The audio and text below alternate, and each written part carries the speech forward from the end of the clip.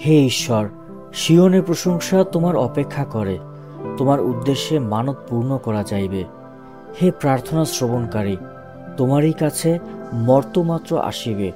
অপরাধ সমূহ আমা হইতে প্রবল, তুমি আমাদের অধর্ম সকল মার্জনা করিবে। ধন্য সেই যাহাকে তুমি মনোনীত করিয়া নিকটে আনো, সে তোমার প্রাঙ্গণে বাস করিবে। আমরা পরিতৃপ্ত হইব তোমার গৃহের উত্তম দ্রব্যে, তোমার পবিত্র মন্দিরের উত্তম দ্রব্যে। হে আমাদের ত্রাণেশ্বর, তুমি ধার্মিকতায় ভয়ানক ক্রিয়া দ্বারা আমাদিগকে উত্তর দিবে। তুমি পৃথিবীর সমস্ত প্রান্তের এবং দূরবর্তী সমুদ্রবাসীদের বিশ্বাসভূমি।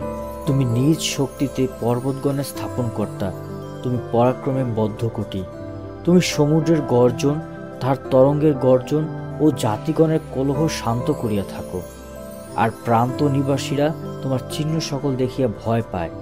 তুমি প্রত্যুষের ও সন্ধ্যাকালের উদয়স্থানকে আনন্দ গানময় করিয়া থাকো। তুমি পৃথিবীর তত্ত্বাবধান করিতেছ, উহাতে জল সেচন করিতেছ, উহা অতিশয় ধনাঢ্য করিতেছ। ঈশ্বরের নদী জলে পরিপূর্ণ। এইরূপে ভূমি প্রস্তুত করিয়া তুমি মনুষ্যদের শস্য প্রস্তুত করিয়া থাকো।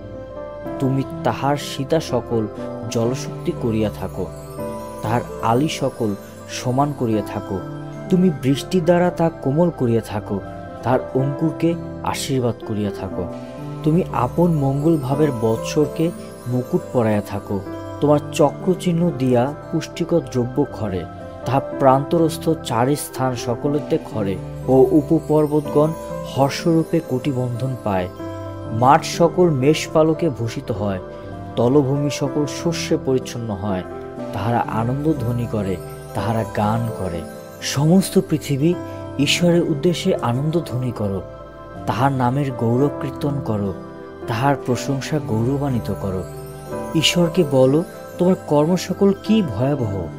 তোমার পরাক্রমের মহত্বে তোমার শত্রুগণ তোমার কর্তৃত্ব স্বীকার করিবে। সমস্ত পৃথিবী তোমার কাছে প্রণিপাত করিবে ও তোমার উদ্দেশ্যে সঙ্গীত করিবে, তাহারা তোমার নামে কীর্তন করিবে। চলো, ঈশ্বরের ক্রিয়া সকল দেখো। মনুষ্য সন্তানদের বিষয়ে তিনি সকর্মে ভয়াবহ।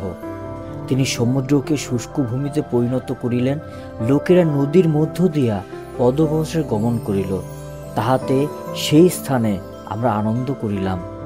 তিনি নিজ পরাক্রমে অনন্তকাল কর্তৃত্ব করেন, তাহার চক্ষু জাতিদিগকে নিরীক্ষণ করিতেছে। বিদ্রোহীরা আপনাদিগকে উচ্চ না করুক। হে জাতিগণ, আমাদের ঈশ্বরের ধন্যবাদ করো, তাহার প্রশংসার ধ্বনি শ্রবণ করাও। তিনি আমাদের প্রাণ জীবদশায় রাখেন, আমাদের চরণ টলিতে দেন না। কেননা হে ঈশ্বর, তুমি আমাদের পরীক্ষা করিয়াছ, রৌপ্য পৌর দিবার ন্যায় আমাদিগকে পৌর দিয়াছ। তুমি আমাদিগকে জালে ফেলিয়াছ, আমাদের কোটি দেশ ভারগ্রস্ত করিয়াছ। তুমি আমাদের মস্তকের উপর দিয়া অশ্বরোহী মনুষ্য দিগকে চালাইয়াছ। আমরা অগ্নি ও জলের মধ্য দিয়া গমন করিয়াছি, তথাপি তুমি আমাদিগকে সমৃদ্ধ স্থানে আনিয়াছ। আমি হোম বলি লইয়া তোমার গৃহে প্রবেশ করিব, তোমার উদ্দেশ্যে আমার সেই সকল মানত পূর্ণ করিব, যাহা আমার ওষ্ঠাধর উচ্চারণ করিয়াছে, যার সংকটের সময় আমার মুখ বলিয়াছে। আমি তোমার উদ্দেশ্যে মেষযুক্ত হোম বলি উৎসর্গ করিব, তাহার সহিত মেষরূপ ধূপদাহ করিব, ছাগদের সহিত বৃষদিগকেও বলিদান করিব। হে ঈশ্বর ভীত লোক সকলে, তোমরা আসিয়া শ্রবণ করো। আমার প্রাণের জন্য তিনি যাহা করিয়াছেন তাহার বর্ণনা করি। আমি নিজ মুখে তাহাকে ডাকিলাম, তাহার প্রতিষ্ঠা আমার জিহ্বাগ্রে ছিল।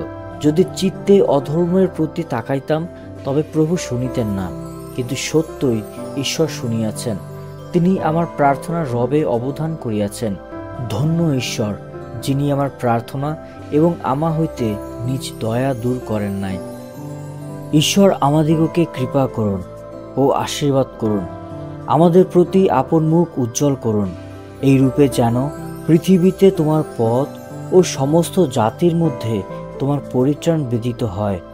হে ঈশ্বর, জাতিগণ তোমার স্তব করুক, সমস্ত জাতি তোমার স্তব করুক।